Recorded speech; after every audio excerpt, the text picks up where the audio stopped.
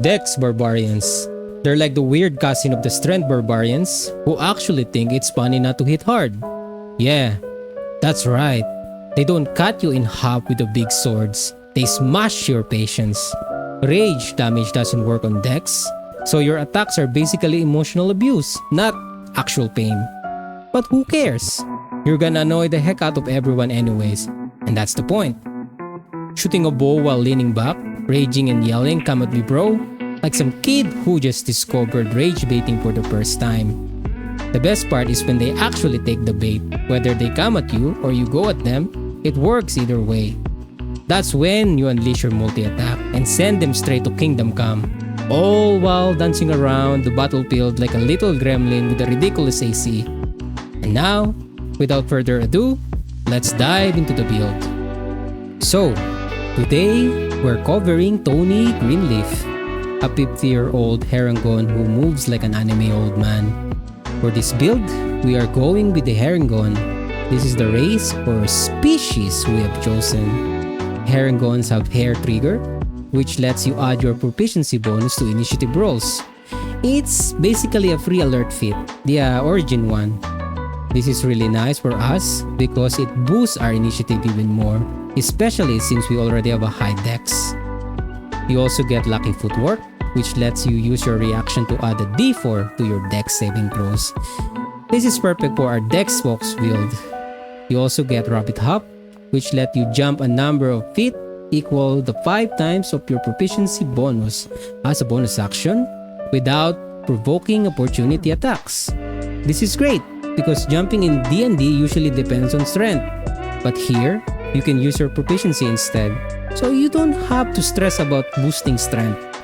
And it also sets you up perfectly for a hit and run tactics when you're shooting with a bow.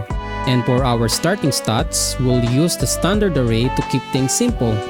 This approach let us focus on maximizing the synergy of our Dex Build Barbarian build without overcomplicated things with point buy or rolling. We give our character a strength of 13 because we plan to multiclass into fighter, and that's the minimum requirement for the class. Dexterity and constitution are set at 14 and 15, with our species or origin bonuses of +2 dexterity and a +1 constitution. Both stats hit 16, giving us a solid AC of 16 at level 1. If we slap on a shield, our AC can temporarily jump to 18, which is pretty solid. That said, we're not building around the weapon and shield setup. We're aiming for a dual wielding playstyle.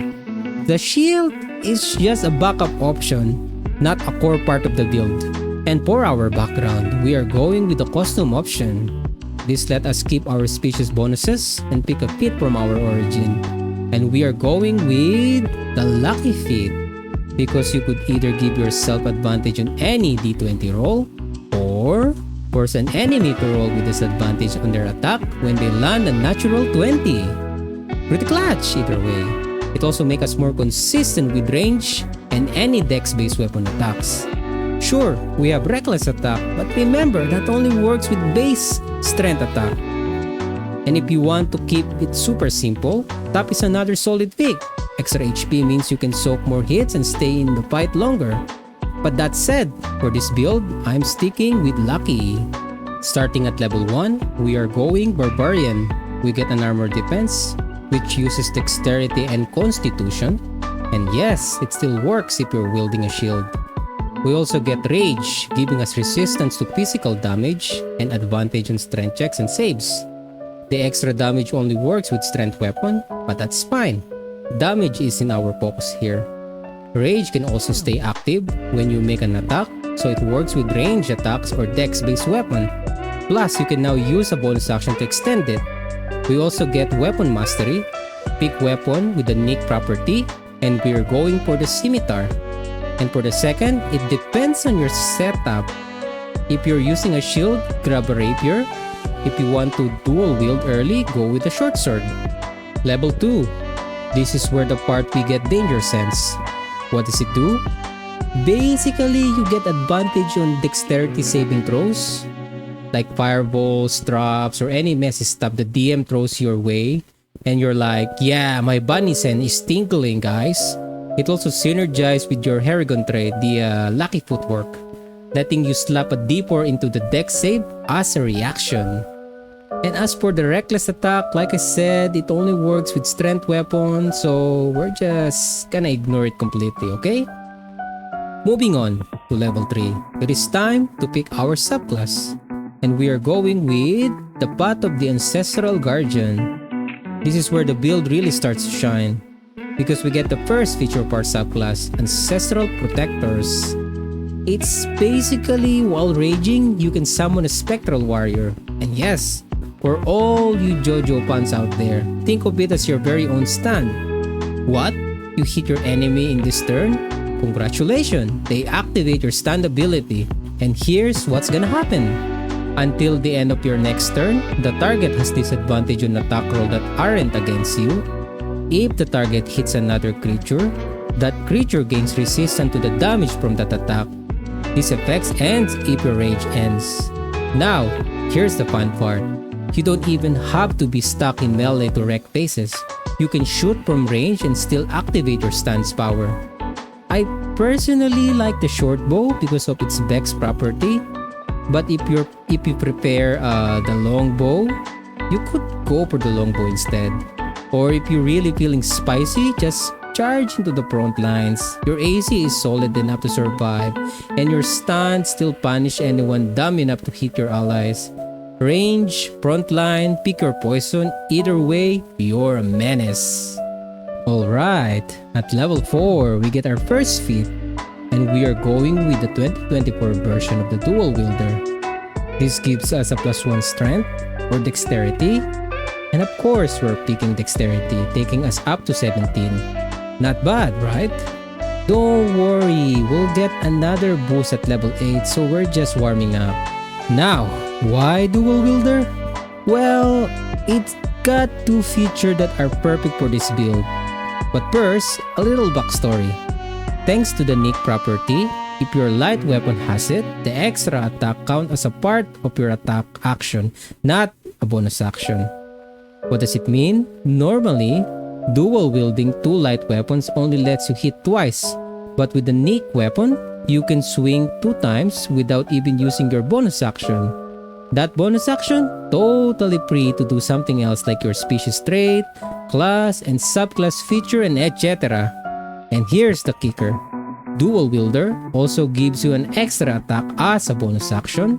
So combine that with the Nick weapon and suddenly at level 4, you're hitting 3 times before extra attack even kicks in at level 5. Yeah, you heard me right. 3 attacks at level 4. Quick reality check. Your offhand doesn't normally add your ability modifier unless you got 2 weapon fighting. So damage isn't the best, but don't sweat it. We're running a short sword in our offhand with the Vex property, which gives us advantage on attack roll at the end of our next turn. So even if the damage is a little low, the utility is there. And we also get pick draw. This lets us stow or draw 2 weapons at once, which means we can smoothly switch between dual wielding and a bow without wasting a single action. Melee to range, done. Range to melee, done. Our action economy stays tight, and we look smooth doing it. Alright, now we hit level 5. And normally you think, sweet, extra attack. But nope, we are not actually taking it. Not just yet. Instead, we are going to multiclass into fighter. I know, it's kind of weird to skip the barbarian extra attack, but hear me out. As a dual wielder, you're already attacking 3 times. Sure, 4 attacks would be nice, but honestly, I think it's better to grab fighter now and get extra attack from there eventually. Yeah, it will take a bit of a patience, but trust me, it's totally worth it for this build. Now, technically, you could start as a fighter and multiclass into barbarian and we get the same effect. But at that point, I wouldn't really call it a DEX barbarian anymore, you know what I mean? So, let's talk fighter level 1. First up, fighting style. This is where we pick 2 weapon fighting, which is huge. Now your offhand attacks actually add your ability modifier. So all those extra swing just got way more deadly. Now about the extra attack from the dual wielder feat. I am not 100% sure if you can add your ability modifier there. Honestly, this is a spot where you ask your DM. But even if they say no, you can still add the modifier to the nick property extra attack, which keeps things strong.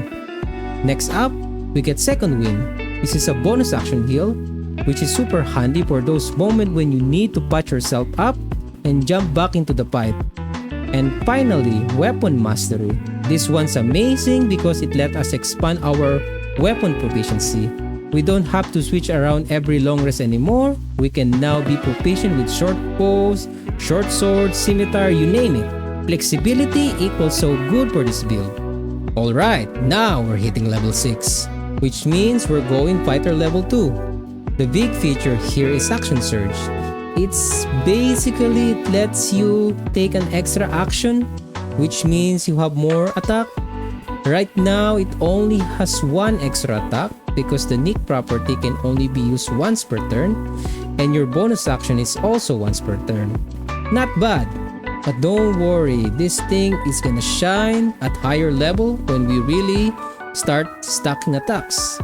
And as for the tactical mind, it's kinda good. It's basically if you fail an ability check, you can expand your second wind and making it a success. I guess it's super handy when you are doing social encounter or a very tricky skill check just to give you a little push. But other than that, it's decent at best, I guess. When we reach level 7, we stick with a fighter and take its subclass, Champion. It's a very simple yet strong subclass, especially since it got some nice buff in the 2024 version.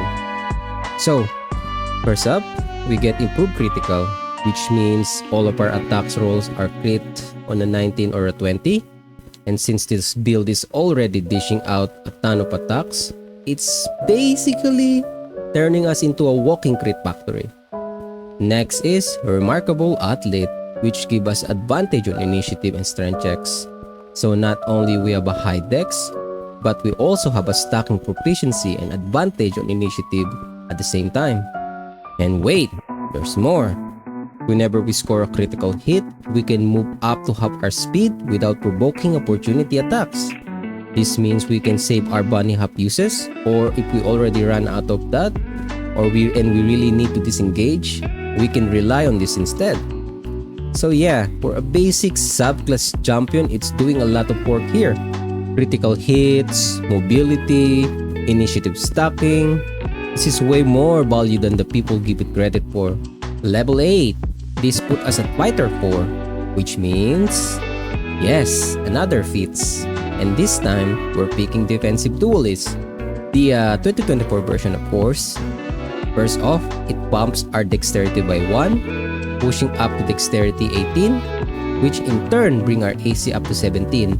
Nice and clean. But the real spice is the feature of this feat, called Parry. This is where the build becomes annoying in the best way possible. Parry is basically the shield spell, but for melee attacks only, and it's not a spell. It's a bit weaker at low level, but it scales up really well and becomes much stronger as you level up. When we're wielding a finesse weapon, which we are, and a creature hit us with a melee attack, we can use our reaction to add our proficiency bonus to our AC until the start of our next turn. So I'm pretty sure our proficiency bonus at level 8 is a +3, which means Parry give us a +3 AC, bumping up to the 20 AC, and that's lasts until the start of our next turn, which is really nice. At level 9, we finally hit Fighter level 5, which means we get our extra attack, finally. Now we can attack twice with our ranged weapons. For melee weapons, we can attack 4 times thanks to the extra attack and the dual wielding.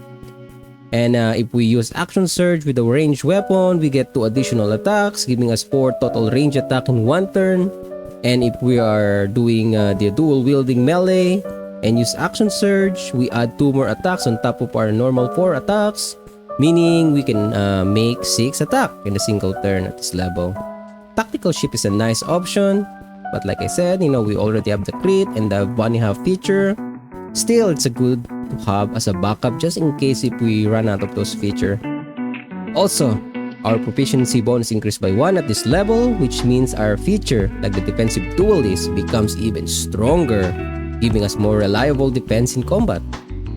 At level 10, we hit fighter level 6, which means we get another Feats. Now, this is where you really wanna think carefully about your choices.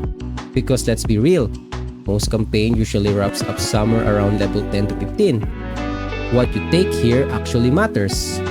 So for this one, we are going with Resilience Wisdom.